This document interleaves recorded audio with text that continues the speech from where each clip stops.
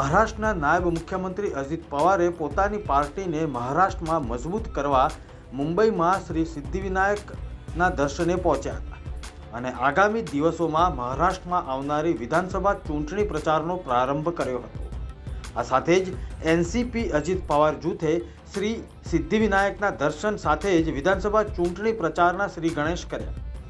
એનસીપીના રાષ્ટ્રીય અધ્યક્ષ અને નાયબ મુખ્યમંત્રી અજિત દાદા પવારે મીડિયાને જણાવ્યું કે મહારાષ્ટ્રમાં એનસીપીને મજબૂત કરવા અને આગામી દિવસોમાં મહારાષ્ટ્રમાં ચૂંટણી પ્રચાર પ્રવાસ શરૂ કરવા માટે મારી પાર્ટીના તમામ મંત્રીઓ, ધારાસભ્યો અને પદાધિકારીઓએ શ્રી સિદ્ધિવિનાયકની મુલાકાત લીધી હતી અને દર્શન કર્યા હતા.